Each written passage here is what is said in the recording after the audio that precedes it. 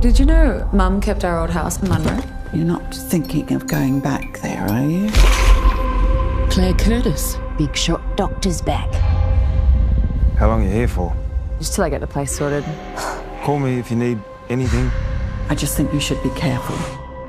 What are you doing here? You hired a handyman, right? Oh, this place is a trip. I just want what's broken fixed so I can sell this place. Yeah, you'd have to stay for a bit longer.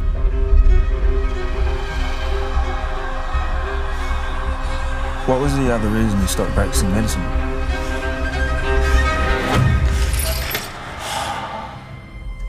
You need to be careful. She's no good for you. What is your problem? It's never your fault, is it? Do you remember the last time we swam out here together? What is it? It's just in my head. You see her? She's gonna get you in trouble all over again. No, it is different now. It is. It's worse. I'm in trouble. I don't remember anything. Maybe I'm losing my mind. People imagine things. It's trying to hurt me. Please stop! I saw it. I saw it. So what?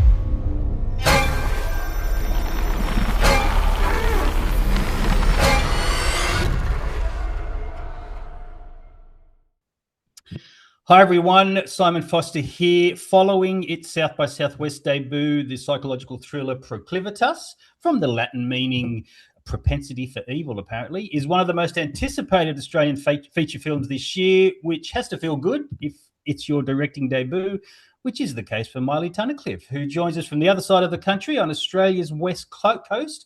Thank you for joining us and congratulations on the film. Oh, thank you so much, Simon. I appreciate that. Those South by Southwest moments must have felt good, like you've done something right. Yes, it was quite a few pinch me moments. I mean, you're so hunkered away when you're in post-production on a film, like getting so granular with the material, and then to suddenly be in public and have so many people watch it. Like, luckily we had a really great reception, which was kind for my first feature. But yeah, I mean, it was just wonderful to be selected for the festival, to go over to represent Western Australian filmmaking, and yeah, it was a very good time. I bet it was. The film is the story of a young woman in a spiral of grief and addiction and untreated trauma, and how that manifests to haunt her. The horror film as a metafilm for real world suffering. Where did the concept come from? Look, there's so much of my different life experiences within the total of the film. It came to be something that I hadn't. It's non-fiction. Sorry, it's fiction, I should say. Good. It's comes from like my learnings about life and the way that I cope with things, and some experiences I've had in relationships, and it all melded together and created this fictitious couple called Claire and Jerry. And I've come to learn in everything that I write and create, there has to be like truth and authenticity in the experiences of the characters. So to be able to like plug in some wisdoms and learnings I've had in life into that was important to me. Sure. You're the writer-director. The wonderful Kate Seprovich is one of the producers. The incredible Rose Riley is out front of it all, and in a great performance as Claire. Examining these themes in this genre from such a strong female perspective is, I guess, sadly, still a point of difference for this genre. Tell me about crafting the film with those key creative partners. I mean, firstly, it was just really wonderful. We had so many female and female supporting crew members at the higher levels as well. So it really felt like we were sitting around a circle cooking something incredible together. I guess because my storytelling is far more emotional journey driven than it is structurally driven. Yes. Even though structure is very important for me, the emotional comes first. So many conversations starting with Kay in the early development stages, about like being really clear on what I wanted to do, what was the important and how it was authentic. And then those conversations continued when Rose came on board. And Rose was just incredible. Like she is such an easy and talented actor for any director to work with. She came in with so many questions and fresh eyes to the piece as well. You know, like we've been working on it a few years at that point, Sure. Yep. and just really really examine what her character was, and then just brought it to life. Actors are amazing. They just go and they become what you have written. It's always a good thing. That's not always easy to find, from what I understand, but you Oh, it's absolutely do it with Rose and the gentleman who plays Jerry, whose name eludes me. George George Mason. George Mason is wonderful Equally, in this. yeah. You and I won't give too much away. I don't want to give too much away, but you slow burn the opening. We're a good section into the film when we're still learning about their relationship and the intricacies of their past together. You flash moments of some horrible incident that once happened that binds them, and all this is deeply involving, but also pays off wonderfully in the denouement of the film. So, all credit to you for having the patience in your first film to tell that much of the backstory in the sort of the first third, the first maybe half of the film. Well, I mean, something that I decided, and Kate and I talked about very early on, was the idea of making the structure of the film like the progression of addiction. So that meant a lull for the audience and a lull for the characters, and everything's fine, while in this case, the monster creeps up on you. So that organically led to a slow burn feel before everything just goes batshit. Yeah, yes, and it batshit it does. It's incredible second half. I'll jump ahead in my questions because you mentioned the monster. You don't overplay the literal monster that haunts Claire, but the glimpses we get are truly terrifying. You've kind of answered that question here to a certain extent with regards to its alignment with addiction. But when creating the physical embodiment of grief and addiction, as you did here, what was the design brief? How did you want this creature to come across on screen? Yeah, there was a mix of, for me, it just always had to be that shadow side of yourself. So it had to represent that kind of shadow monster, which there's a whole subset and genre of horror films that play into it. Mike Flanagan uses a lot of that, James Wan, and then going back to Japanese horror, and a lot of Asian countries do that as well, but Japanese in particular. And so that really led us into that space, which was kind of cool to go, okay, so we know we're playing in this little field of the supernatural horror, like look on screen. So okay, now how does that now bring it back to the addiction again, and to what the monster represents? And so we looked at several animals that felt like addiction in terms of their physicality. And we had this incredible performer called Cade Power, a Sydney-based movement artist, and she just came in, and I guess my expectations was about the physical, but she came in with all this psychological. She's immediately going like, I can see parallels between the monster and Claire's mother. And I'm like, yes, Okay. you go with that. That's amazing. So, um, so yeah, she came in and created this whole physical language for the monster and really, yeah, gave it some humanity in amongst all the scariness of it, I think.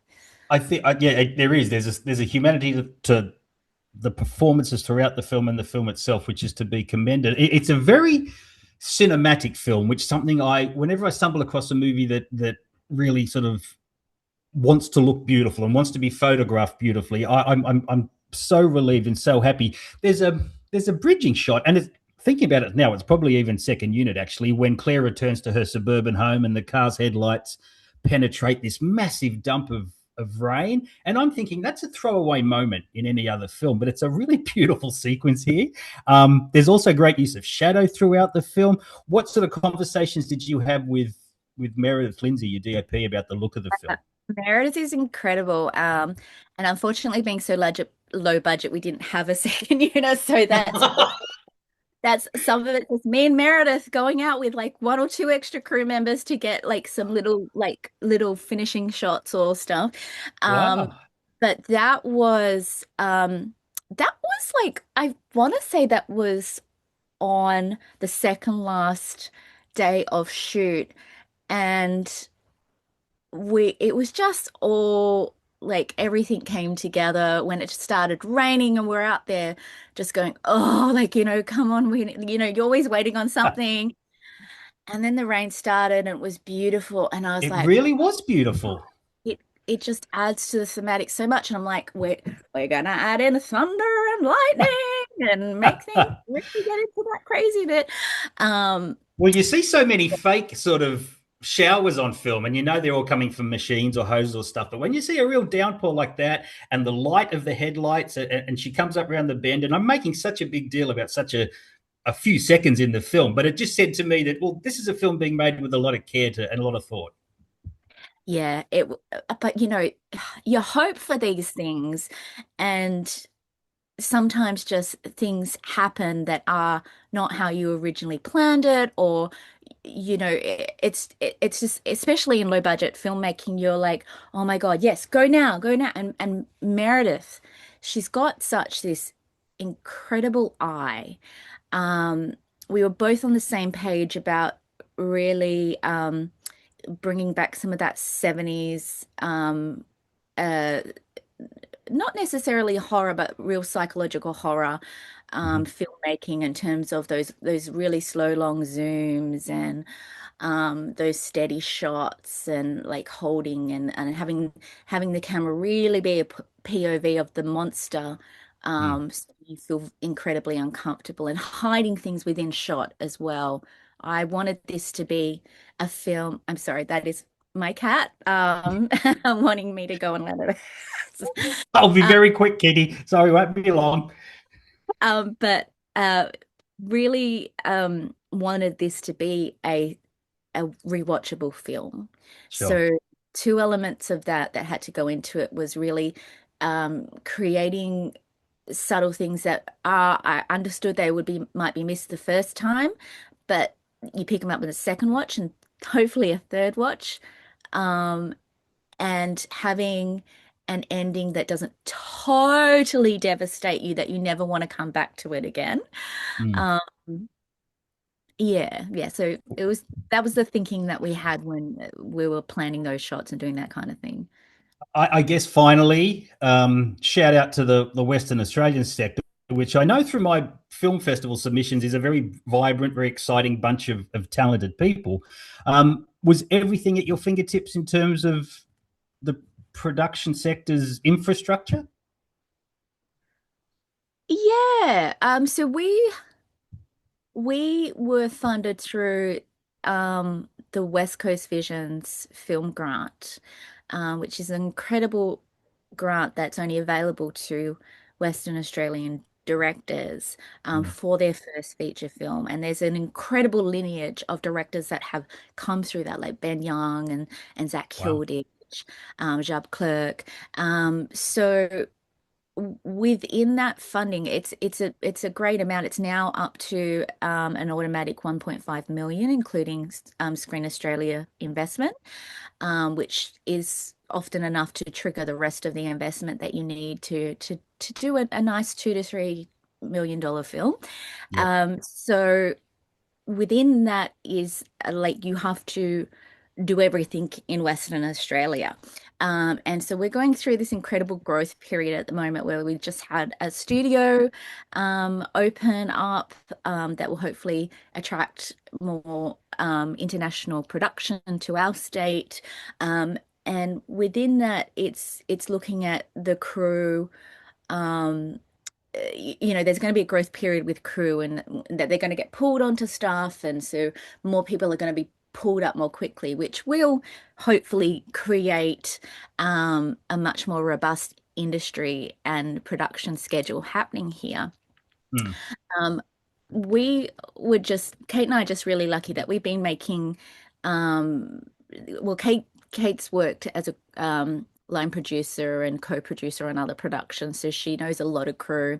I've made a lot of shorts and web series over the years, so we have this incredible team of crew who then have their team of crew, and we were able to pull in what we needed to really make this to make the film as it is. It's all up there on the screen. It looks wonderful. It plays well, and you've done a terrific work for your first feature film. So congratulations. Proclivitas is in Australian cinemas from March 19. It will roll out around the world, I'm sure. It has a distinctly Australian flavour and touch to it, but it also speaks to universal themes and tells a universal story. So it's absolutely going to impact beyond our shores. Miley, thank you so much for talking to us, and good luck with the release. Thank you so much, Simon. I really appreciate it.